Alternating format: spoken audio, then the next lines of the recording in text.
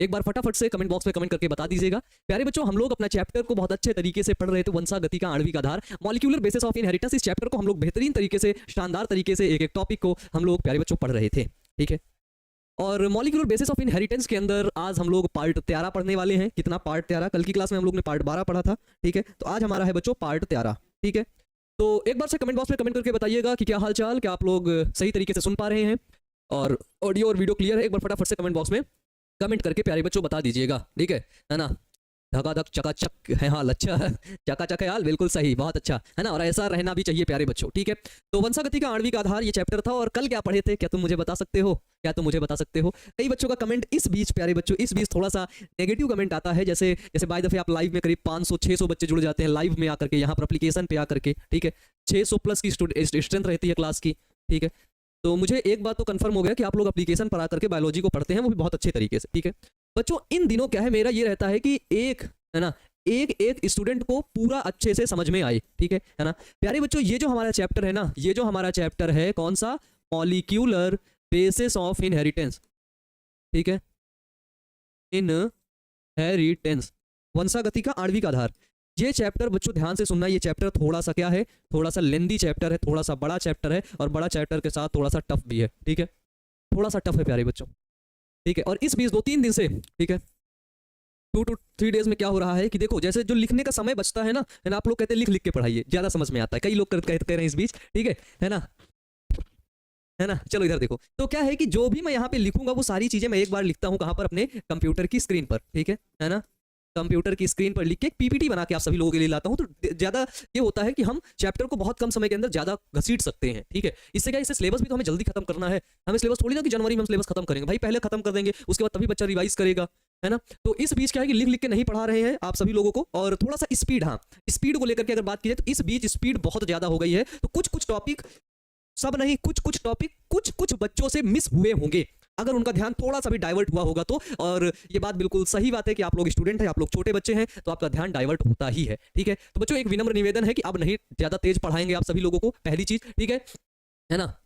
ठीक है, नहीं भैया आप जैसे पीडीएफ से पढ़ाते हैं वैसे ही समझ में आता है, वैसे ही हम लिख देते हैं, बहुत अच्छी नोट्स बनती है। चलो बहुत अच्छा, ठीक है ना, बहुत अच्छा प्यारे बच्चों, ऐसे ही करेंगे। आप सभी लोगों को अगर थोड़ा थोड़ा मान लो पढ़ाते रहेंगे ना, तो ये चैप्टर करीब आपका 1-1.5 महीने चलेगा, ठीक है। 1.5 मंथ, 1 से 1.5 महीने सिर्फ यही चैप्टर चलता रहेगा, ठीक है, यही चैप्टर चलता रहेगा। या तो फिर मैं कुछ टॉपिक काट दूं, ये चीज हो सकता है, या तो मैं कुछ टॉपिक काट दूं। और मैं नहीं चाहता कि मैं कोई भी टॉपिक काटूं ताकि तुम आगे जाकर के बाद में मुझे गाली दो कि यार पता नहीं अमन सर ने क्या पढ़ा दिया था मेरे को, आज बायोलॉजी को समझ में नहीं आती, ठीक है। जब तुम ग्रेजुएशन की बायोलॉजी पढ़ो तुम्हें लगेगा भाई साहब ये तो हटाओ साइड करो, सब पता है, दूसरा लाओ, ऐसे बोलो तुम वहां पे, ठीक है। क्योंकि लगता है ना कम समय में ज्यादा डाटा आप सभी लोगों को दूं, बहुत अच्छे तरीके से पढ़ाऊं। तो कल आप सभी लोगों को मैंने ये पढ़ाया था, ये टॉपिक आपको क्लियर हुआ होगा, ठीक है। और बच्चों नहीं क्लियर हुआ होगा 2-3 दिन के पहले की जो भी क्लासेस है उनको आप थोड़ा सा एक बार और टाइम निकाल करके बच्चे रिवीजन कर लेना। नहीं तो जो तुम खुद की नोट्स बना रहे हो ना, जो उस नोट्स का रिवीजन बहुत जरूरी है, ठीक है बच्चों, है ना। रिवीजन क्या है, बहुत जरूरी है बच्चों, है ना, बहुत जरूरी है। हमेशा कहता हूं तुम लोग मेरे बहुत प्यारे बच्चे, बहुत अच्छे बच्चे हो ना, तो यकीन मानो मेरी बताई गई एक बात को बस तुम मान लो कि अपनी बनाई हुई नोट्स का रिवीजन तुम खुद करोगे, मतलब करोगे ना, है ना, है ना। नहीं सर आप पूरा पढ़ाइए, हाँ मैं तो पूरा पढ़ाऊंगा ही, ठीक है ना, मैं तो पूरा ही पढ़ाऊंगा, मैं छोड़ूंगा नहीं भाई। जिसको नहीं समझ में आता कोई बात नहीं, अब थोड़ा सा ना समझे, थोड़ा सा हार्ड टॉपिक नहीं समझेगा, लेकिन बाद में जब पढ़ेगा तब तो उसे लगेगा कि हाँ मैंने एक बार पढ़ा था, हाँ मैंने ट्रांसक्रिप्शन का नाम सुना है, हाँ मैंने देखा था कि डीएनए कैसे, हेलिक्स कैसे खुलते हैं, रेप्लिकेशन फ्रॉक कैसे बनता है, उसको पता होगा, है ना। भले कॉन्सेप्ट ना पता हो लेकिन उसको नाम पता होगा, तो नाम पता होगा तो उसे बहुत खुशी होगी, उसके अंदर कॉन्फिडेंस आएगा कि हाँ मैं जानता हूँ यार अमन सर पढ़ाए थे, ठीक है। और नहीं तो कहीं ऐसा ना हो जाए कि मैं तुम्हें, है ना, ऐसे चूरन टाइप का देता रहूं, बाद में जब तुम 12th पास होने के बाद आगे निकलो नीट की प्रिपरेशन के लिए या ग्रेजुएशन में बीएससी करो, तो वहाँ पे तुम्हें लगेगा फिर एप्लीकेशन फ्रॉक ये क्या होता है, डीएनए के अंदर नाइट्रोजनस बेस भी होते हैं क्या, ये एडेनिन ग्वानिन भी होता है क्या, जीन कहाँ होता है, ये सब तुम सस्पेंस में रहो, सब डाउट में रहो, ठीक है। ऐसा नहीं करने दूंगा मैं, ठीक है, ऐसा नहीं करने दूंगा कि तुम पास होने के बाद तुम बहुत बड़े डाउट में रहो, सदमे में रहो, फिर तुम वहां पे मुझे गाली बकना शुरू कर दो कि यार अमन भैया आप मिल जाओ तो तुम्हारा कीमा बना देंगे हम, है ना। बाद में हम लोग बोलते हैं ना टीचर्स को यार पता नहीं क्या पढ़ाया था बेवकूफ आदमी, है ना, इस तरह। चलो मेरे बच्चों अब हम लोग देखते हैं अपने टॉपिक में। कल हम लोगों ने पढ़ा था डीएनए का रेप्लिकेशन किस प्रकार से होता है, ठीक है बच्चों, ठीक है। तो हमने बहुत सिंपल सी चीज देखी थी, क्या देखी थी, रिमोट हाथ में ले लेते हैं यार, इतना डस्ट कैसे आ गया यहाँ हर जगह, बहुत डस्ट आ गया बच्चों, है ना।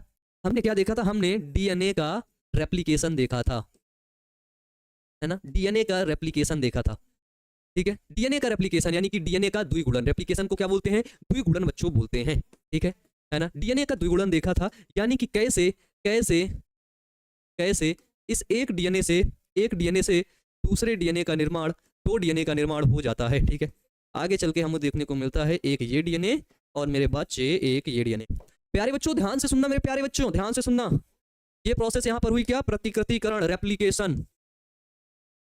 रेप्लिकेशन किस फेज में होती है, एस फेज में। सेल साइकिल के कोशिका चक्र पढ़े थे ना भाई क्लास 11th में, कोशिका चक्र सेल का साइकिल होता है। पहले कोशिका जाती है किस फेज में, एम, G1, S, G2, है ना। एस फेज कौन सा होता है, सिंथेसिस फेज। ठीक है, डीएनए का सिंथेसिस होता है, तो डीएनए का जो रेप्लिकेशन होता है वो किस फेज में होता है बेटा, वो होता है आपका एस फेज में। ठीक है, एस फेज में होता है भाई, ध्यान से सुनना। एक डीएनए से 2 डीएनए, मान लो ये डीएनए ए है, यहाँ से 2 डीएनए सी और डी का निर्माण हो गया। ए कहाँ गया, ए इसी में लपटा हुआ है। एक यहाँ पे नया स्टैंड बना और एक दूसरा क्या था, एक दूसरा बच्चों पुराना स्टैंड बना। मेरे बच्चे ये टॉपिक, ये पॉइंट क्लियर है, फटाफट से कमेंट बॉक्स में यस सर क्लियर है बताओ। फिर हमने देखा कल की क्लास में बताया बच्चों, एक चीज मैंने वहां पे गलत लिख दिया था, हाँ है ना, और गलती हुई है तो उसे मानना चाहिए, माफी मांगना पड़े तो मैं माफी भी मांग लूंगा, है ना। बच्चों गलती नहीं हुई है, मैंने लिखा सही, लिख बस गलत दिया हूँ, बोला जबकि सही था। एक बच्ची का मैसेज आता है और बहुत अच्छा लगता है कि वो बच्ची इतना सिंसियर थी, है ना। रुको मैं तुमको दिखाता भी हूँ, कल की क्लास का है। और वो क्या है ये बच्ची, इसका नाम तो खैर मैं नहीं जानता।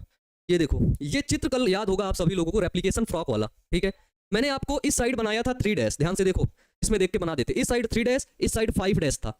यहाँ पे अगर 5 डैश होगा तो यहाँ पे क्या होगा बेटा, 3 डैश होगा। ठीक है, तो हमने क्या देखा, इस 5 डैश से यहाँ पर आरएनए प्राइमर जुड़ रहा था, तो ये 3 डैश होगा। फिर आगे जाकर के एक पूरा डीएनए बनेगा। ठीक है, पूरा डीएनए बनेगा। जब पूरा डीएनए बनेगा तो यहाँ पे कौन सा डैश होगा बताओ, यहाँ पे कौन सा डैश होगा, यहाँ पे होगा 5 डैश। बट कल की क्लास में, कल का पीडीएफ देखिएगा, पीडीएफ पेज नंबर 10, पीडीएफ का, है ना, पेज नंबर 10, तो वहां पे गलती से ये सिर्फ इतना लिख गया था, ये यहाँ पे 5 डैश की जगह 3 डैश लिख गया था। ठीक है, तो उसको सही कर लेना, क्योंकि कुछ बच्चे एज इट इज कॉपी कर लेते हैं, एज इट इज मतलब सेम उतार लेते हैं, थोड़ा सा भी दिमाग नहीं लगाते हैं। मेरे बच्चे इसमें थोड़ा सा दिमाग लगाने वाली बात है कि अगर यहाँ पे 3 डैश है तो यहाँ पर 5 डैश होगा, यहाँ पे 3 डैश हो ही नहीं सकता। ठीक है, लेकिन ये बच्ची कमेंट बॉक्स में कमेंट करके बताइए भैया कि यहाँ पे 5 डैश होगा। ठीक है ना, बहुत अच्छा लगा मेरे बच्चे, बहुत अच्छा लगा कि यहाँ पर आपका 5 डैश होगा। ठीक है, ये गलत था, वहां पे गलत लिखा हुआ था, बाकी बताया सही था। ठीक है, लेकिन इसने ये नहीं बोला, ये बोला कि सर यहाँ 5 डैश ना होगा, मतलब ना होगा मतलब होगा, तो फिर मैंने बोला यस, वहां पर 5 डैश ही होगा। ठीक है भाई, ठीक है, तो ये छोटी छोटी चीजें हैं, तो इनको आप सभी लोग ध्यान से देखा भी करिए, क्योंकि क्या होता है कभी कभी बहुत ढेर सारा डाटा पढ़ाते पढ़ाते कुछ चीजें मिस्टेक होती है लिखने में, बोलते सही है, ध्यान रखिएगा। ठीक है, इधर भी अपना डीएनए बन रहा था भाई, किसकी मदद से एच बॉन्ड टूट रहे थे बताओ, किसकी मदद से एच बॉन्ड टूट रहे थे, हेलिकेस की लाइगेस।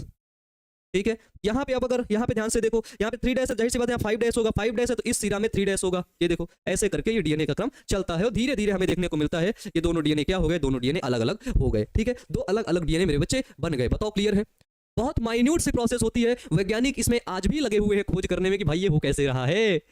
वैज्ञानिक अभी भी खोज करने में इसमें लगे हुए हैं। सबसे पहले कल की क्लास में हमने देखा था बच्चों, रिवीजन है बस ये, कल की क्लास में हमने देखा क्या, प्रारंभन।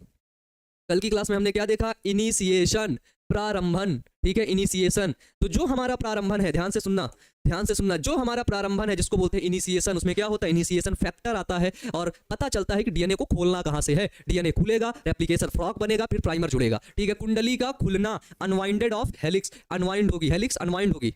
ये क्या हो गया भाई, तो क्या हो जाता है, कुंडली का खुलना मेरे बच्चे। ठीक है, इसके बाद होता है प्राइमर स्टैंड का निर्माण, formation of primer stand. Primer stand बनते हैं, उसके बाद एक नए स्टैंड की लंबाई में वृद्धि, यानी कि इलोंगेशन ऑफ न्यू स्टैंड। एक नया, देखो इलोंगेशन ऑफ न्यू स्टैंड, अरे यार ये कहाँ चला गया भाई, क्या हो जाता है यार, ये देखो इलोंगेशन, ये इलोंगेशन मतलब नया स्टैंड। ठीक है, ये क्या है बच्चे, ये दोनों आपके न्यू स्टैंड ही तो हैं। बताओ बताओ, ये दोनों आपके न्यू स्टैंड ही तो हैं, है ना, न्यू स्टैंड ही तो हैं। और ये न्यू स्टैंड कैसे हैं, न्यू स्टैंड आपके इलोंगेट हो रहे हैं, इलोंगेट मतलब वृद्धि कर रहे हैं, आगे बढ़ रहे हैं। क्लियर है, ठीक है, हाँ आप सर जानते हैं, चलो थोड़ा थोड़ा ही पढ़ाइएगा भैया। ठीक है ठीक है, थोड़ा थोड़ा ही पढ़ाएंगे। क्लियर है, थैंक्स भैया, मैं अभी पार्ट 10 तक नोट्स बनाई हूँ, कल पीडीएफ नहीं की हूँ। अच्छा चलो ठीक है सर, हम लोग सही कर लिए हैं सर, हम लोगों ने सही लिखा। अच्छा ये बात है क्या, है ना, अरे वाह क्या बात है भाई, बहुत अच्छा, वेल डन, है ना। नहीं नहीं मैं बता दिया, मुझे लगा शायद कुछ बच्चे रहते हैं ना एज इट इज उतार लेते सेम टू सेम, तो उनको मैं बता दिया कि भाई ऐसे मत करना, नहीं तो है ना तुम लोग ऐसे सेम टू सेम उतार के बेइज्जती करवा दोगे मेरी, है ना, दुनिया में मेरी बेइज्जती हो जाएगी मेरे बच्चे।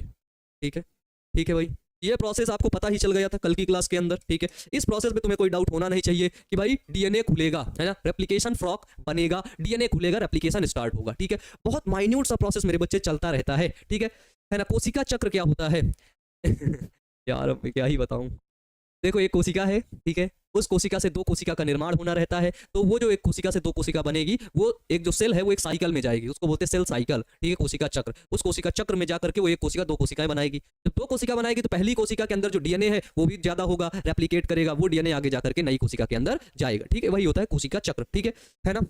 ये क्लियर है भाई, ये क्लियर है। कल की क्लास में, अभी कल की क्लास कहीं देख रहे हैं भाई, ध्यान से सुनना, कल की क्लास में देखा था कि डेक होगा लीडिंग स्ट्रैंड जिसमें कंटीन्यूअस डीएनए चलता रहता है ना, कंटीन्यूअस डीएनए 5 डैश से चलेगा 3 डैश की तरफ, जितना डीएनए खुलेगा उतने डीएनए में आगे यही कंटीन्यूअस चलता रहेगा। इसमें लीडिंग स्ट्रैंड के अंदर डीएनए क्या होता है बेटा जी, कंटीन्यूअस स्ट्रैंड चलता रहता है मेरे प्यारे बच्चों। तो प्यारे बच्चों ध्यान से सुनना, लीडिंग स्ट्रैंड, और इसको बोलते हैं क्या, लैगिंग स्ट्रैंड बोलते हैं। लैगिंग स्ट्रैंड में क्या होता है कि यहाँ पे एक प्राइमर था, ठीक है, यहाँ पे 3 डैश 5 डैश के अंदर प्राइमर था, तो यहाँ ये 3 डैश तक बना, फिर आगे डीएनए जब खुला तो ये रेखा तो आगे चली गई, ये डीएनए तो बन गया, लेकिन इसके लिए फिर प्राइमर चाहिए, फिर यहाँ प्राइमर आया, फिर ये आगे इतना बना, फिर डीएनए इतना खुला, फिर यहाँ पर प्राइमर आया, फिर इतना बना, फिर डीएनए यहाँ खुला, फिर यहाँ पर प्राइमर आया, फिर इतना बना, 5 डैश, फिर ये प्राइमर को रिमूव कर देते हैं और जो खंड बचते हैं, डीएनए के फ्रेगमेंट बचते हैं, उनको बोलते हैं ओकाजाकी फ्रेगमेंट। मेरे बच्चों याद है कि नहीं, बताओ, उनको बोलते हैं क्या, मेरे साथ बोलो जल्दी से, फटाक से बोलो, क्या बोलते हैं, ओकाजाकी फ्रेगमेंट। तेज से बोलो, जहां पर भी बैठे हो वहीं से बोलो, आपके आसपास में लोगों को पता चलना चाहिए कि तुम पढ़ाई कर रहे हो, ठीक है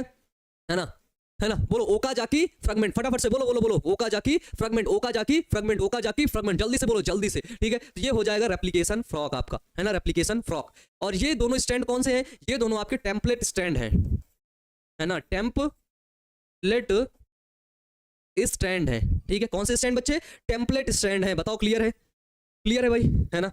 अब हम लोग देखो डीएनए की ट्रांसक्रिप्शन हम लोगों ने बहुत अच्छे तरीके से पढ़ा, ठीक है ना, है ना, ट्रांसक्रिप्शन ओकाजाकी फ्रेगमेंट, यस भैया याद हो गया, यस सर याद हो गया सर, सब फिगर बन गए हैं, वाह क्या बात है, बहुत अच्छा, वेल डन मेरे बच्चे, ठीक है। सारे फिगर बनाओ और सारा कुछ अच्छे तरीके से प्यारे बच्चों पढ़ते रहो, और हमेशा कहता था, आज भी कहता हूं, अभी भी कहता हूं, आई एम ऑलवेज विद, ठीक है। चलो भाई, यहां तक अगर क्लियर हो गया तो अब हम एक चीज को पढ़ेंगे, और वो ये चीज है कि प्रोटीन संश्लेषण की प्रक्रिया। मैंने तुम्हें एक चीज बताया था, है ना, डीएनए है, डीएनए से बच्चों क्या बनता है, आरएनए, आरएनए से क्या बनता है, आरएनए से क्या बनता है, प्रोटीन, है ना, आरएनए से क्या बनता है बच्चों, वो बनता है प्रोटीन। ये डीएनए क्या है, डीएनए आपका मास्टर है, मास्टर, ठीक है, मास्टर है प्यारे बच्चों।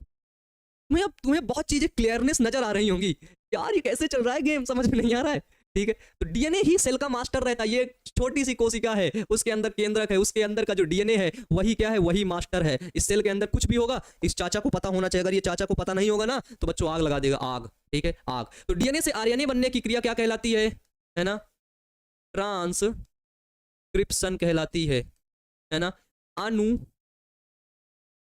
लेखन कहलाती है ना। और डीएनए से आरएनए से प्रोटीन बनने की क्रिया क्या कहलाती है, ट्रांसलेशन कहलाती है ना, रूपांतरण कहलाती है मेरे बच्चे, मेरे छोटे से बच्चे, है ना, है ना।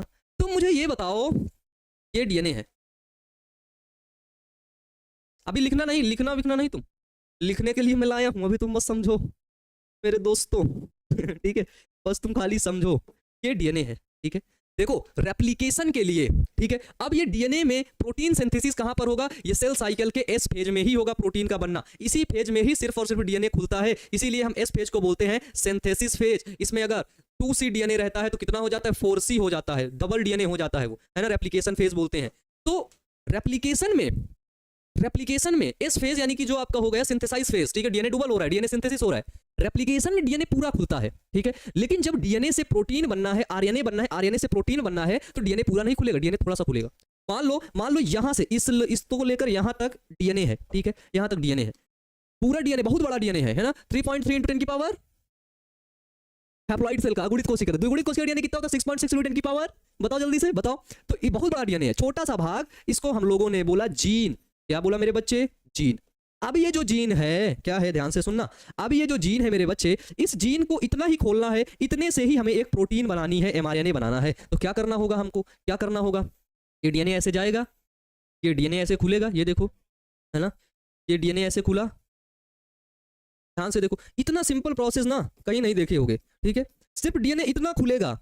अब तुम्हें लगता है खुल कैसे जाता है इतना, अपने आप ही खुलता है, अभी बताएं किस क्रिया के द्वारा खुलता है, ठीक है। इतना डीएनए खुला, और इस डीएनए से प्यारे बच्चों ये जो जीन थी, मान लो ये यहाँ पर जो जीन थी वो आपके स्किन का कलर डिपेंड करती है ना, स्किन का कलर वाली जीन है, ठीक है। तो वो जीन खुला, यहाँ पे mRNA बना, यहाँ पे क्या बना बच्चों, यहाँ पे ये RNA बना, mRNA जिसको बोलते हैं मैसेंजर RNA, mRNA बना, ठीक है देखो। फिर mRNA इस डीएनए से बाहर निकला, जब ये डीएनए से बाहर निकला mRNA, है ना, mRNA जब ये डीएनए से बाहर निकला तो वापस ये डीएनए क्या हुआ, इस अवस्था में आ गया, वापस प्यारे बच्चों ये डीएनए इस अवस्था में आ गया। अब ये mRNA बाहर निकल आया सूचना को लेकर के, अब इसके पास सूचना है, क्या है मेरे बच्चे, सूचना है, इंफॉर्मेशन है। अब ये mRNA जाएगा किसके पास, tRNA के पास, tRNA जाएगा rRNA के पास, और rRNA खटाक से बना देगा एक प्रोटीन। कौन सी प्रोटीन बनाएगा, जो ये RNA डीएनए से लेकर के आया है वो प्रोटीन बन जाएगी, और वही प्रोटीन कोशिका में चली जाएगी, है ना। 3.6.6 × 10 की पावर 9 बेस पेयर, वाह बच्चे, मिल गए तो तुमको पुरस्कार देंगे, इतना याद है मेरे बच्चे, ठीक है। बायोलॉजी का बहुत मजा आता है, एक बार में ही दिमाग में चला जाता है भैया जी, वेल डन मेरे बच्चे, ठीक है। हाँ, डीएनए का खंड जीन, यार यू आर सो होशियार माय डियर स्टूडेंट, है ना, आप लोग बहुत होशियार हैं, ठीक है। तो इस तरीके से ये प्रोसेस हो रहा है, ठीक है, इस तरीके से ये प्रोसेस हो रहा है। बताओ क्लियर है ना, बताओ यहाँ तक क्लियर है भाई। तो ट्रांसक्रिप्शन किस तरीके से हो रहा है, इस चीज को हम लोग अब देखते हैं। तो ये तुम अगर समझ गए हो, ये प्रोसेस अगर तुम यहाँ पर समझ गए हो, तो यकीन मानो बच्चे तुम सब समझ गए, है ना, सब समझ गए, क्योंकि ये चूरन है। ये क्या है बच्चों, ये है चूरन, जो आपको कई लोग चटा देते हैं, इतना चटा के निकल जाते हैं, और इस प्रोसेस का नाम बता देते हैं कि ये प्रोसेस होता है ट्रांसक्रिप्शन, है ना, इतना ही तुमको पढ़ा के कट लेते हैं भाई कि अब निकलो यहाँ से, ठीक है, क्योंकि उनने भी अपने टीचर से इतना ही पढ़ा था, तो वो लोग भी इतना ही पढ़ाएंगे, है ना भाई, है ना, क्योंकि अपने से है ना। लेकिन मैं ऐसा नहीं करने वाला भाई तुम्हें, ये है चूरन, जिसको चाटना है चाट लो, ठीक है। अभी चूरन के साथ में बैठ के खाना भी खिलाएंगे, ऐसा मत सोचना कि चूरन चाट के निकल जाओगे, नहीं, पूरा खाना भी खिलाएंगे, ठीक है। हाँ गुरुजी, जीन क्या होता है, देखो डीएनए हमारा बहुत बड़ा होता है, कितना बड़ा होता है, बहुत बड़ा होता है, बहुत बड़ा, कितना बड़ा, 6.6 × 10 की पावर 9 बेस पेयर जिसमें पाई जाते हैं, और उसमें सब सूचना लिखी होती है। अभी तुम्हें जीन में भी मिसअंडरस्टैंडिंग है क्या, डीएनए देखो कितना बड़ा है, ध्यान से देखो, ए भाई ये बहुत छोटा हो जाएगा, इस तरह बनाता हूं, है ना।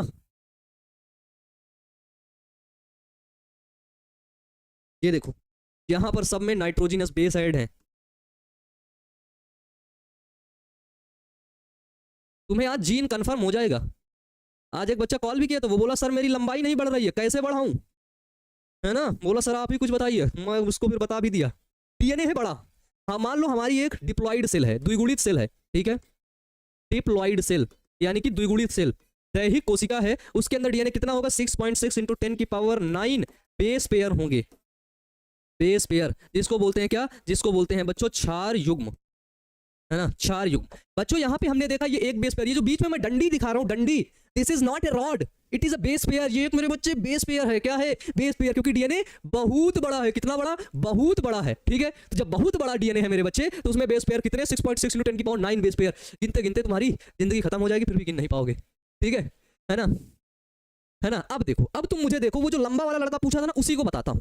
मान लो इस जगह से इस जगह तक एक डीएनए का खंड है ना, ये डीएनए का खंड है, क्योंकि बहुत बड़ा डीएनए है तो डीएनए खंड खंड में वही खंड है डीएनए का, और ये डीएनए का खंड का कार्य है मनुष्य की लंबाई बढ़ाना, मनुष्य की लंबाई बढ़ाना, ठीक है। तो इसके पास कोड होते हैं, मान लो इतना डीएनए का खंड मैं निकालूं, मान लो इतना डीएनए का मैं खंड निकालूं,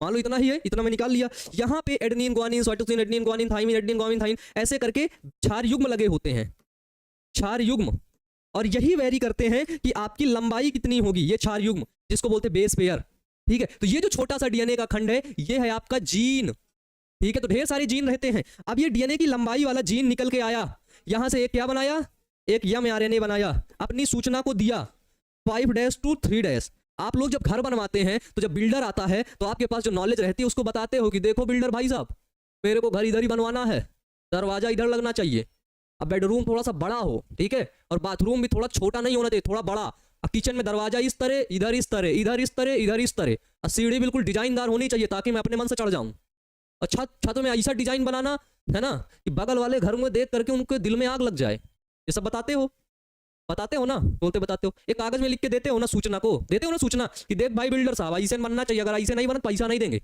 करते हो ना भाई, सेम एज इट इज पर्चा बना करके भेज देते हो, ये पर्चा है ऐसे बनाना है, कमरा इससे छोटा बड़ा मत करना नहीं बहुत मारेंगे तुमको।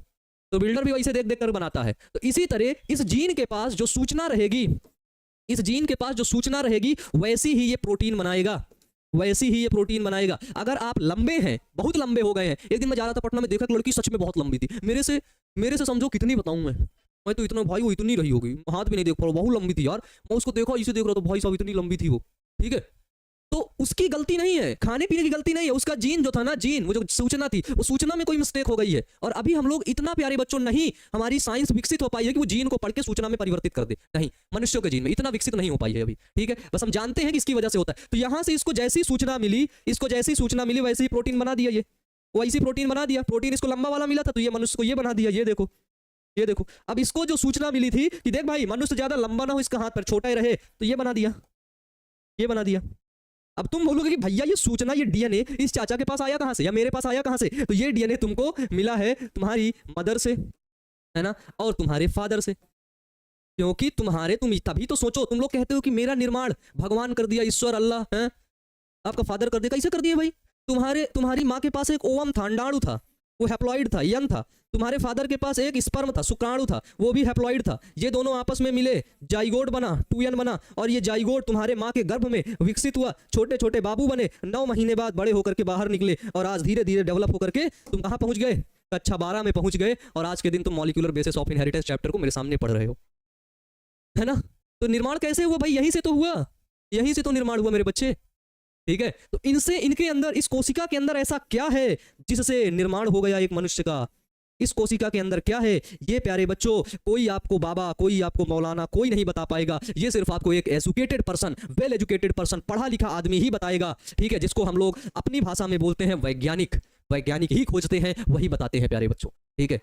इसलिए सबसे ज्यादा जो रिस्पेक्टेड पर्सन है इस दुनिया के अंदर वो साइंटिस्ट ही है, ठीक है, वो साइंटिस्ट ही है। ये आवारा लोग नहीं है आसपास के जो फालतू की बातें करते हैं, इधर उधर के काम करते हैं, उल्टे सीधे काम, ठीक है ना सर, बात तो सही है ना। इस वजह से तो सारी प्यारे बच्चों, सारी सूचना हमारे डीएनए में निहित होती है, सारी सूचना हमारे डीएनए में लिखी होती है कि हमें क्या करना है, कैसे करना है, कब करना है, ठीक है। सब सूचना लिखी होती है प्यारे बच्चों, ठीक है, सब सूचना लिखी है। अगर सब सूचना लिखी ना होती, ठीक है, अगर सब सूचना लिखी ना होती प्यारे बच्चों, तो कुछ ऐसे हार्मोन्स है जो तुम्हारे पास बचपन में नहीं रहते, बड़े होते तो बनने लगते हैं। बचपन से तुम्हारे अंदर शुक्राणु नहीं बन रहे थे, बड़े हुए बनने लगे। बचपन से तुम्हारी दाढ़ी मूंछ नहीं थी, बड़े हुए बनने लगे, ठीक, क्योंकि वो सब कंट्रोल्ड है, और इतनी ज्यादा कंट्रोल्ड है, इतनी माइन्यूट लेवल में काम चलता है, इतने छोटे लेवल पे काम चलता है, और इतना वेल मेंटेन्ड काम चलता है, ठीक है।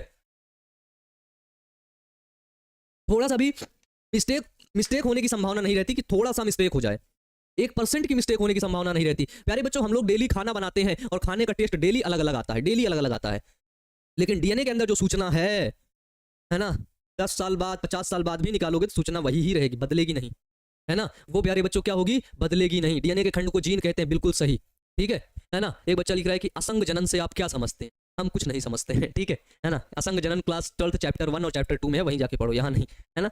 और नो डाउट अभी हम कुछ नहीं समझ रहे हैं असंग जनन के बारे में, ठीक है, ठीक है, ठीक है, क्लियर है भाई? यहाँ तक क्लियर? कोई दिक्कत है ना? नहीं, मेरा कमेंट नहीं जा रहा, सबका कमेंट आ रहा है। वैज्ञानिक बहुत मटे हैं सर, बहुत मेते हैं सर, पता नहीं क्या लिख रहे हो यार तुम लोग, ठीक है। चलो, ये होता है बच्चों, ये प्रोसेस, ये दोनों प्रोसेस समझ गए, आगे का टॉपिक समझ गए, बस पढ़ के तुम्हें सुनाना है, बस पढ़ के तुम्हें सुनाना है। हेडिंग डालो, प्रोटीन संश्लेषण की प्रक्रिया, डालो मेरे साथ हेडिंग मेरे साथ डालो, प्रोसेस ऑफ प्रोटीन सिंथेसिस, बोलो प्रोटीन संश्लेषण की क्रिया। यही सूचना बता रहा था, डीएनए से बन रहा मेरे बच्चे आरएनए, आरएनए से बन रहा प्रोटीन, ये है डीएनए, इससे बना आरएनए, आरएनए से बना ये प्रोटीन।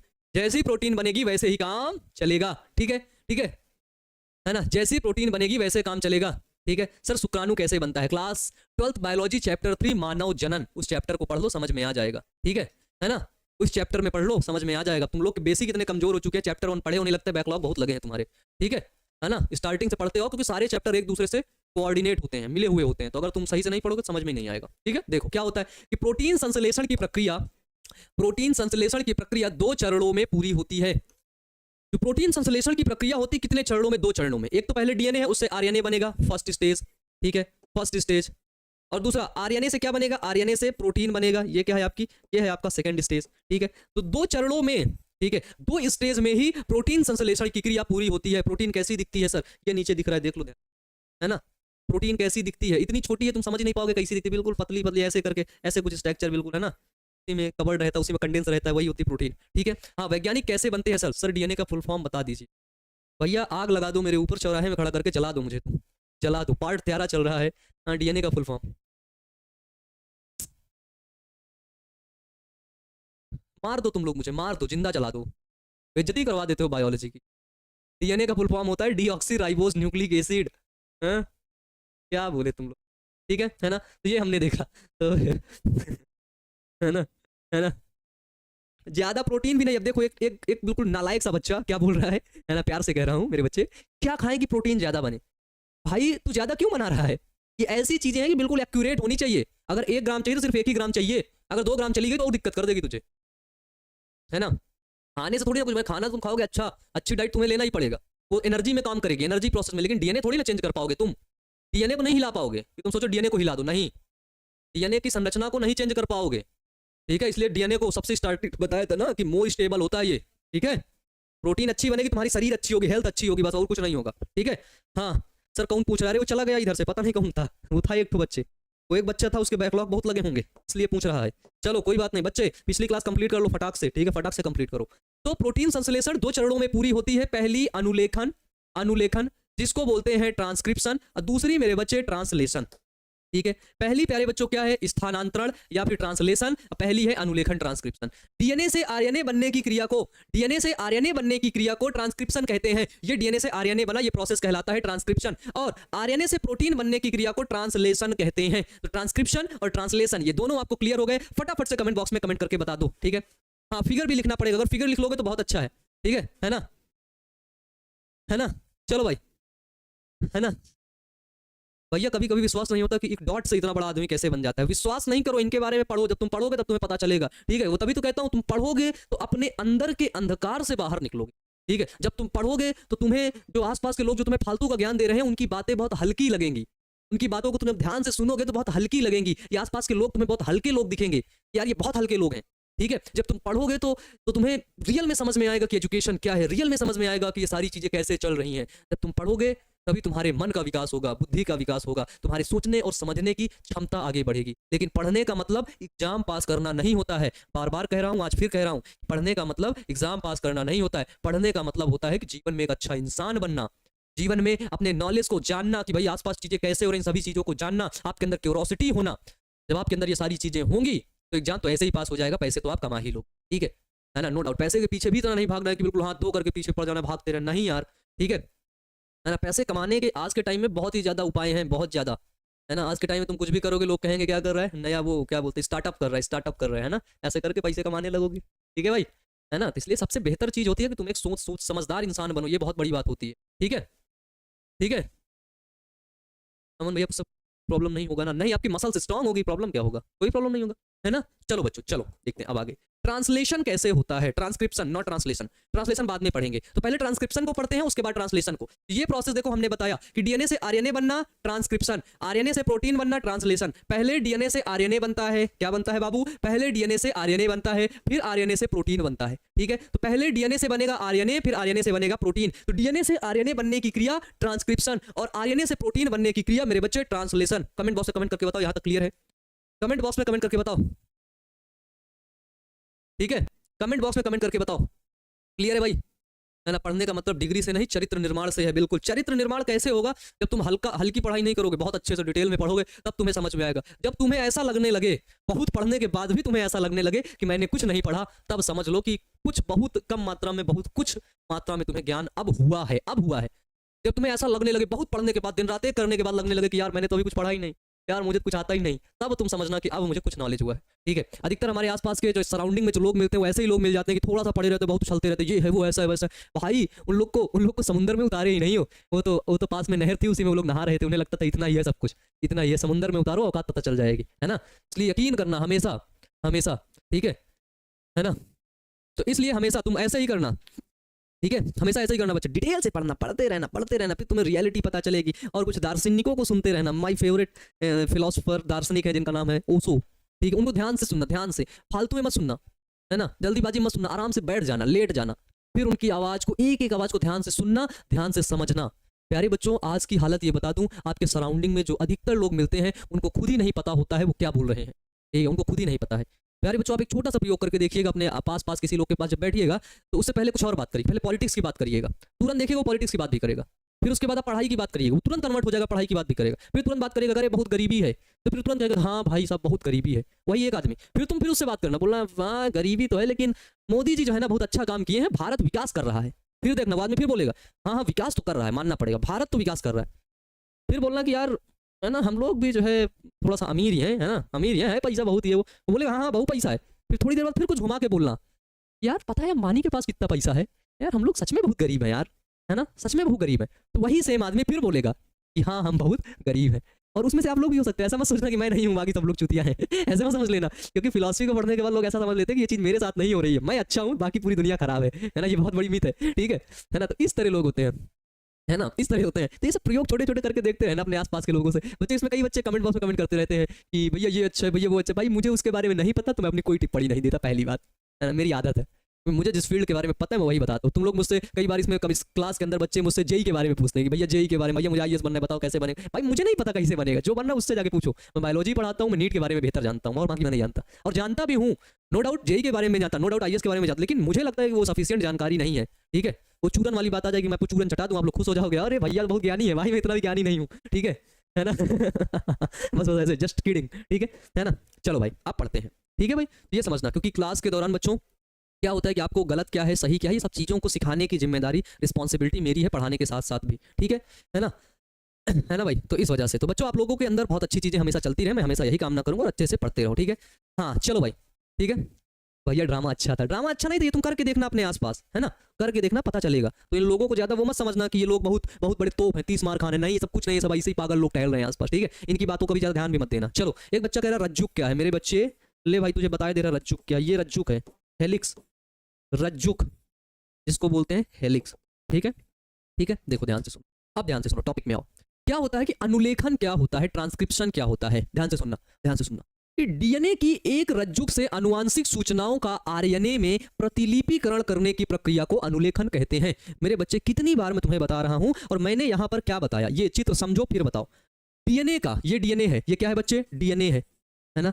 डीएनए का एक रज्जुक, ये एक हेलिक्स है ना, ये क्या है, ये हेलिक्स है ना, सिंगल हेलिक्स, सिंगल हेलिक्स, ये दूसरा वाला हेलिक्स है। तो आरएनए देखो सिर्फ एक ही हेलिक्स से बन रहा है, ये देखो ध्यान से देखो, एक ही हेलिक्स से बन रहा है, इससे नहीं बन रहा है, इससे आरएनए नहीं बन रहा है कि दोनों से आरएनए बन रहा है, नहीं, है ना। इससे आरएनए बच्चों क्या हो रहा है, इससे आरएनए आपका नहीं बन रहा है, सिर्फ एक हेलिक्स से आरएनए बन रहा है, ठीक है। आरएनए का प्रतिलिपिकरण हो रहा है, इस प्रक्रिया को बोलते हैं क्या क्या क्या, ट्रांसक्रिप्शन, ठीक है, ट्रांसक्रिप्शन मेरे बच्चे, ठीक है। आप देखो ध्यान से देखो, ध्यान से देखो, इस चीज को पढ़ो, समझ में आ जाएगा एक बार में ही, एक बार में बोलो, एक बार में ही समझ में आ गया, फटाफट से कमेंट बॉक्स में कमेंट करके बताओ कि यस भैया एक बार में ही समझ में आ गया, ठीक है ना, है ना। चलो अमन सर बने ज्ञानी बाबा अच्छा ये बात है क्या, नहीं यार ऐसा नहीं, है ना, सर आप हंसी दिलाते हैं, अच्छा खरीद के दिलाता हूँ क्या है मारूंगा ना पागल के। ए भाई देखो तुम लोग भी मेरे साथ मस्ती करते हो, मैं भी तुम्हारे साथ मस्ती करूँ तो बुरा मत मानना, ठीक है ना, कि तुम लोग बुरा मान जाओ भैया हमको तो ऐसे बोल दिया, बुरा मत मानना, ठीक है। देखो तो क्या बोला, पढ़ लेते, थोड़ा सा पढ़ लेते हैं भाई, थोड़ा सा, इतना सा पढ़ते हैं अपन लोग कि डीएनए की एक रज्जुक से, सिर्फ एक हेलिक्स से, एक डीएनए है दो हेलिक्स, ये दोनों हेलिक्स है, इस दोनों हेलिक्स से, जिस हेलिक्स में ये वॉच है, इस हेलिक्स से एमआरएनए बन रहा है, इस हेलिक्स से ही एमआरएनए बन रहा है, इस ऊपर वाले हेलिक्स से नहीं बन रहा, इस हेलिक्स से ही एमआरएनए बन रहा है, ये एमआरएनए बन के आया, और ये एमआरएनए आगे जाकर के ये प्रोटीन बना रहा है, ये प्रोटीन बना रहा। ये डीएनए की दो हेलिक्स थे, नीचे वाले हेलिक्स से एमआरएनए बना, ये एमआरएनए बना, और यही एमआरएनए आगे जाकर के बच्चों ये प्रोटीन बना रहा है, ये प्रोटीन बन गया।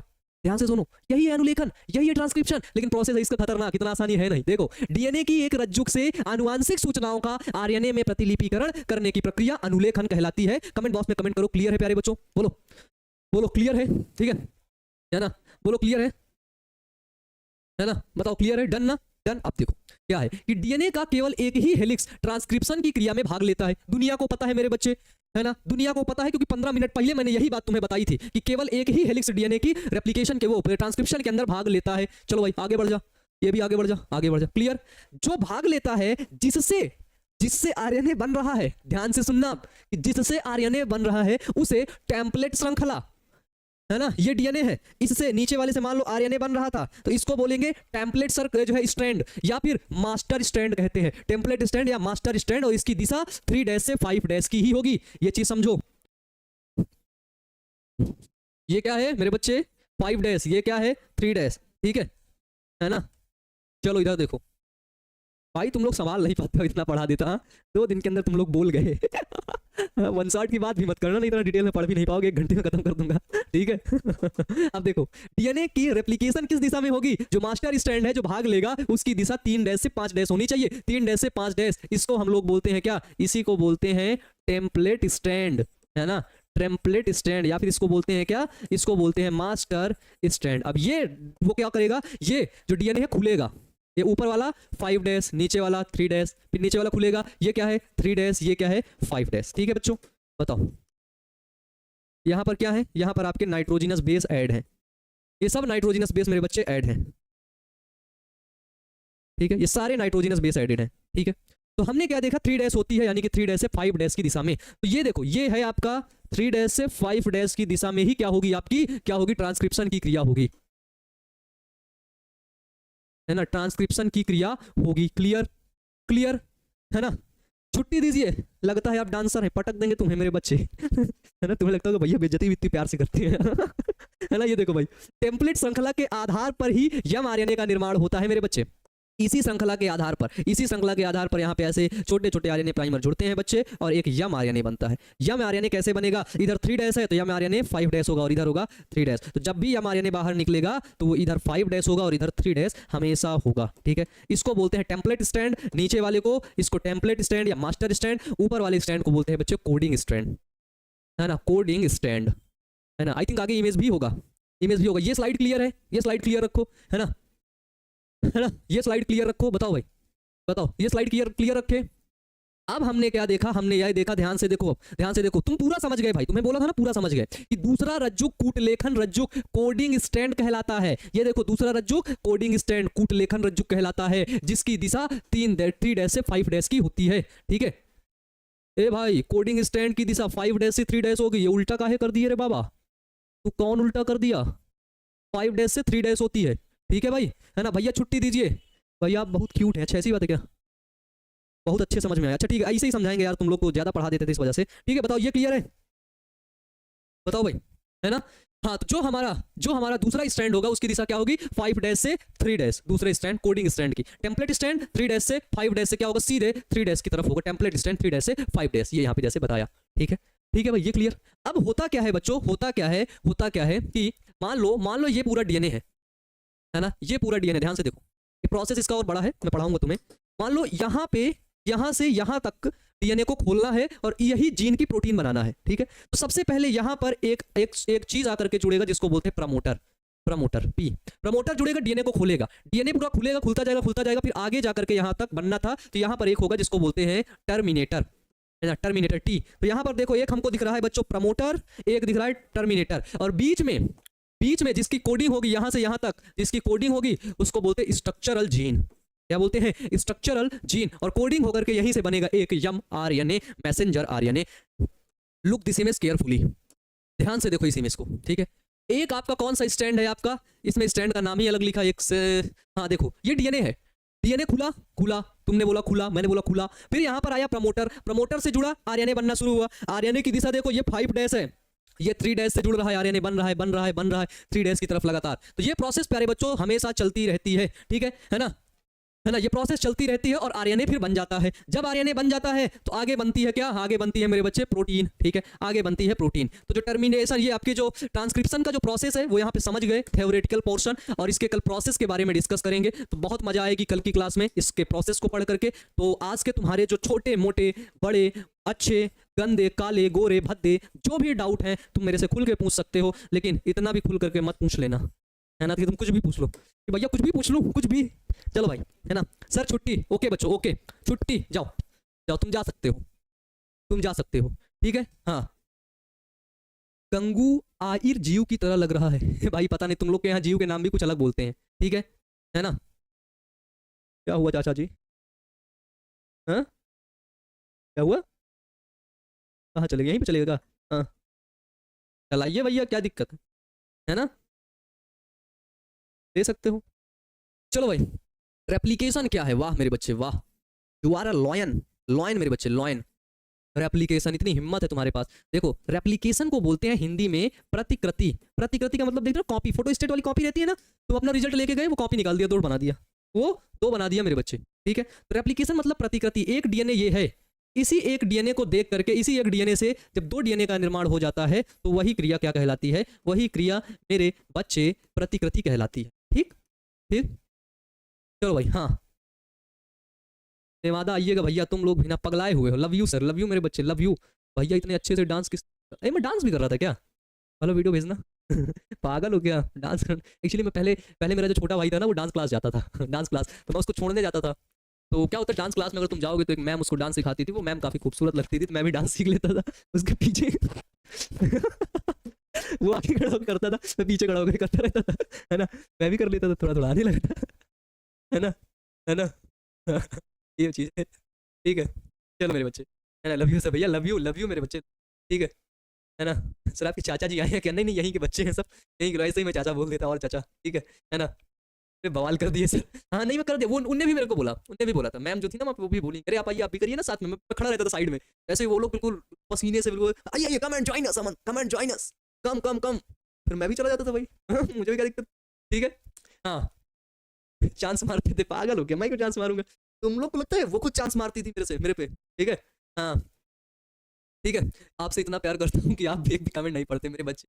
कमेंट पढ़ रहा हूँ, ठीक है ना। कमेंट पढ़ो। तुम्हें क्या लगता है यार कि वही बस खूबसूरत, फिर मैं भी खूबसूरत था? क्या लगता है तुम्हारा भाई खूबसूरत नहीं है? हाँ? तो वो मैम चांस मार रही थी तुम्हारे भाई पर, ठीक है, कि कुछ काम बन जाए, है ना। फिर मैं कुछ ही दिन गया था, फिर मैं नहीं गया, फिर मैं उसको बोला कि तू अकेले जा, खाली जा, तेरे को जाना है तो नहीं जाना, तो डांस करना बंद कर दे, ठीक है ना। हाँ चलो भाई चलो, आप देखो ये ट्रांसक्रिप्शन समझ गए। और कोई डाउट है? और तुम लोग को डाउट है, गाना सुना दो, सॉन्ग सुना दो। सॉन्ग बच्चे क्या ही मैं सुनाऊं यार, मैं कोई, है ना, कभी सुनाऊंगा किसी, ठीक है ना। हाँ भाई स्मार्ट है गुरुजी, आप इसीलिए मैम लाइन मारती थी, तो सही कह रहे हो भाई। लोग अपने भाई का सपोर्ट करोगे ना। बताओ सर जी ये चैप्टर कब खत्म होगा? मान लो बच्चे, मान लो ये पार्ट 13 है, और पार्ट 13 प्रोजेक्ट ट्रांसक्रिप्शन पढ़ रहे हैं, बस gene expression, lack of human genome project, DNA fingerprinting. मान लो ये आपका पार्ट 18 से 20 तक पहुंच, 18 से 20 तक डिटेल में। और अगर तुम कहोगे तो कल ही खत्म कर देंगे। अगर तुम कहोगे तो कल ही खत्म कर देंगे, है ना। मेरा कमेंट नहीं जा रहा, आ रहा है बच्चे, सर आप कमेंट नहीं पढ़ते हैं तो मुझे अच्छा लगता है। अच्छा ये बात है सर, आप जब मेरा कमेंट नहीं पढ़ते तो मुझे अच्छा लगता है। वाह नेहा क्या बात है, बहुत अच्छा, ठीक है। चलो भाई अब तुम लोग का नाम भी ले लें, ठीक है ना। चलो भैया, हाँ विपिन, हिमांशु, कबीर, शशि, ब्रजेश, सत्यम, रोशन, हिमांशु, लक्ष्मी, नाहिद, स्वीटी, कमलेश, सत्यमेव, ब्रजेश, मुस्कान, आदित्य, सोनू, शशि, श्रुति, विवेक, विकास, बस भैया, हाँ इतने ही थे। गुंजा, अरे तो रह ही गई, सोनू भी रह गया भाई, अपना सोनू तो रह ही गया, अमित भी रह गया, अंकित भी रह गया, ठीक है। हाँ हाँ, खुशबू पटेल भी रह गई, अंशु भी रह गया, सचिन भी रह गया, सुनील भी रह गया, मनीष, एक तो क्वेश्चन मार्क लगाया, इसका कुछ नाम ही नहीं है, लक्ष्मी, दिव्या, कुंदन, धनंजय, सुरजीत। भाई कितने बच्चे हो यार तुम लोग, हैं भाई माफ कर दो। मेरा नाम भी रोहित, विद्यानंद, सुशील, मेरी आंखें फेल हो जाएगी तुम लोग के उसमें। नेहा, सपना, अंशु, सूर्या, अमृता, ए सत्य में हो भाई, तुम कई बार आ चुके हो, ठीक है, बार बार ना हो। सचिन बच्चे, ठीक है। हाँ चलो चलो भाई कोई बात नहीं, तुम लोग मजाक करते हो, इधर इधर मजाक की क्लास चल रही है, पीट देंगे तुमको अभी। चलो भाई, क्लियर। हाँ तो ऐसे ही था ना, उसी ने ऐसे ही था, वहाँ पे जाता तो मैं सीख लेता। एक्चुअली मैं कई जगह पे जाता था उनके, उसके साथ मैं उसको डांस सिखाने के लिए डांस क्लास में चला जाता था, ठीक है। फिर वो ग्राउंड में जाता था खेलने, तो वहाँ भी चला जाता था। तो छोटे बच्चों की अक्सर मैम होती है ना। है ना। क्या होता है कि छोटे बच्चे जो होते हैं ना, उनकी अक्सर मैम होती हैं, तो मैम उनको पढ़ाती है, प्यार से रखती है, मेरे गोलू बेटा, मेरा प्यारा बच्चा, ऐसे करके। सर लोग तो मार देते हैं बच्चों को, ठीक है ना। तो इसलिए क्या है कि मैं चला जाता था भाई, तो उधर टेनिस वगैरह भी खेलता था, वो क्रिकेट खेलता था, देन वहाँ भी मैं जाता था, खेलता था मैं भी, बॉल पकड़ के ले आता था, वो लोग मार देते थे, पकड़ने में ले आता था, लो मैम दे दो, है ना, ऐसे करके। तो ऐसे चलता रहता था। क्या होता है कि कई जगह पर जाना भी चाहिए, एक चीज़ ये भी है बच्चों, ठीक है। हमें इंट्रोवर्ट टाइप में नहीं होना है, पहली बात। हमें नए नए लोगों से मुलाकात भी करनी है और उन लोगों से मिलते भी रहना है। जब आप नए नए लोगों से मुलाकात करेंगे, मिलेंगे, तो आपको नई चीज़ें दिखेंगी, नया स्कोप दिखेगा, ठीक है। वही जो आपके अंदर अंधकार से भरी जो आपकी इंद्रियां हैं, ठीक है, अंधकार से भरा आपका ब्रेन, उसके अंदर प्रकाश आएगा, ठीक है। वो जो बताया था ना तुमको एक दिन कि न्यूरॉन्स का एक साइकिल होता है, तो उस न्यूरॉन्स के साइकिल से तुम अलग हटोगे तो नया न्यूरॉन्स डेवलप होगा और तुम्हारा दिमाग आगे बढ़ेगा, है ना, बुद्धि का विकास होगा, ठीक है ना।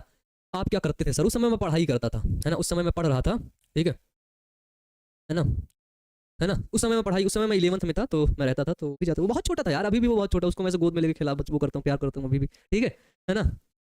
वो उस समय मुझे लगता है 3rd क्लास में था, 2nd या 3rd में है ना। चलो भाई हाँ ना, भाई है मेरा, भाई मतलब मेरे मौसी का लड़का है मेरे मौसी का लड़का है। एक्चुअली मेरी मौसी एक हॉस्पिटल में रहती थी, है ना, गवर्नमेंट हॉस्पिटल के अंदर उनकी जॉब थी, तो वहाँ रहती थी वो।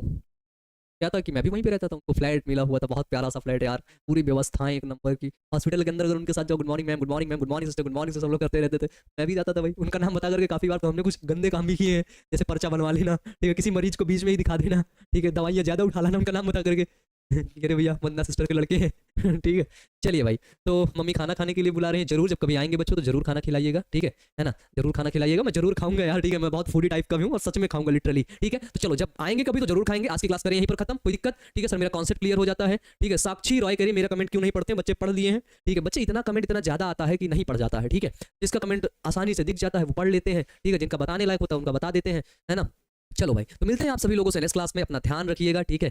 और अपनी मदर को, अपने फादर को ऐसे सीने से लगा करके उनको थोड़ा सा प्यार भी कर लिया करिए बच्चों, क्योंकि जीवन में प्यार करना भी बहुत जरूरी है, ठीक है। उनके पैर छू करके उनसे आशीर्वाद भी ले लिया करो यार, ठीक है। समझ रहे हो, इस दुनिया में ना एक चीज याद रखना, नफरत करना सबसे आसान काम है, दुनिया का सबसे आसान काम है नफरत करना, और किसी को प्यार करना ना बहुत बड़ा काम है। आपकी छोटी बहन है, आपका छोटा भाई है, आपका बड़ा भाई है, उससे प्यार करना सीखो, उससे प्यार से बातें करना सीखो, उसको पकड़ के किस कर लो, उसको सीने से लगा लो, ठीक है, उसको कहीं कुछ खिलाने के लिए ले जाओ, ठीक है, उससे बातें करो, ठीक है, उससे थोड़ा बहुत ऐसे मुक्केबाजी कर लो, थोड़ा सा लड़ाई भी कर लो, ठीक है, फिर उसको सीने से लगा के छपटा लो और बोलो एक बात ही, I love you so much, I am always with you, मैं तुम्हारे साथ रहूंगा और मैं तुमसे बहुत प्यार करता हूँ, ठीक है। चाहे वो आपका भाई हो, चाहे वो आपके मदर है, फादर है, वो भी है, और अगर आपके मदर फादर भी हैं तो बच्चों, एक्चुअली जो मिडिल क्लास फैमिली के पेरेंट्स होते हैं ना, है ना, वो प्यार तो बहुत करते हैं लेकिन वो दिखाना नहीं जानते हैं, ठीक है, दिखाना नहीं जानते हैं। और अगर कोई आदमी दिखाता नहीं ना तो बच्चों को लगता नहीं कि लोग हमसे प्यार करते हैं। तो अक्सर अक्सर बच्चों बच्चों को ऐसा लगता है कि ये माँ बाप ना हमसे प्यार नहीं करते हैं, लेकिन बच्चे सच में वो करते हैं, वो दिखा नहीं पाते हैं। क्यों नहीं दिखा पाते? क्योंकि उनके माँ बाप ने भी उनको नहीं दिखाया था, ठीक है, उनके माँ बाप ने भी उनको नहीं दिखाया था, उनको वैसी परवरिश हुई थी, इसलिए उनके समय में नहीं ऐसा था। तो अब तुम समझते हो प्यार करना, तुम कर लो बच्चे, ठीक है। हाँ भैया जी, अब से भी, हाँ उससे भी कर लो, ठीक है, हाँ उससे भी कर लो, कोई दिक्कत नहीं है, ठीक है, सबसे प्यार करना चाहिए ना है ना। तो चलो भाई, ठीक रहेगा, कोई दिक्कत नहीं है। और अगर कोई बात हो तो बता सकते हो, बताओ, ठीक है। तो ऐसे ही प्यार मोहब्बत करते रहो आराम से, और हमेशा ये चीज़ याद भी रखना कि सबसे जो बड़ा काम है ना, सबसे साहस वाला काम है, वो होता है किसी से प्यार करना। नफरत तो गली चलते आदमी किसी भी व्यक्ति से कर सकता है, लेकिन प्यार करने में सबसे सबसे ज़्यादा पावर लगती है, ठीक है, समझ रहे हो ना। तो इसलिए जीवन में एक चीज़ हमेशा याद रखना कि अगर तुमने प्यार करना सीख लिया ना तो समझ लो कि तुम जीवन को बहुत अच्छे तरीके से हैंडल कर लोगे ना। और प्यार करना इन द सेंस ये भी समझ लेना कि ये नहीं कि तुम कुत्ते से ही प्यार कर रहे हो तो सबसे प्यारे कर रहे हो, नहीं, प्यार करना मतलब कि प्यार करना, ठीक है। चलो, किसी के बारे में गलत नहीं सोचना है, प्यार से रहना है, अच्छे से रहना है, मस्त रहना है, ठीक है। और थोड़ा सा दिखा भी दिया करो, अगर तुम अपने छोटे या बड़े भाई बहन से, ठीक है, या फिर अपनी मदर से प्यार करते हो तो कभी कभी उनके लिए कुछ सामान ले आया करो, ठीक है, कभी कभी उनको ले चला करो कि मम्मी आज चलो मेरे साथ तुम घूमने, तुम चलो आज तुम्हें आइसक्रीम खिला, ठीक है, भाई तू आज चल मेरे साथ, बहन तू आज चल, ठीक है, पैदल ही चलते हैं दोनों लोग, आज खा के आते हैं, कुछ भी घूम के आते हैं, ठीक है। थोड़ा सा दिखाना भी सीखो, थोड़ा सा एक्सप्रेस भी करना सीखो। तो तो इससे क्या होगा, इससे आपका जीवन थोड़ा सा और आसान हो जाएगा मेरे बच्चे, ठीक है। इससे आपका जीवन होगा और आसान, और थोड़ा सा आपको भी अच्छा लगेगा, मजा आने लगेगी। तो इसको रिफ्रेश करिएगा एक बार विजय जी, ठीक हो। तो अब क्लास को करेंगे खत्म, और आप सभी लोग अच्छे से पढ़ते रहना बच्चों, मेहनत करते रहना। Wish you all the best मेरे बच्चे, थैंक यू।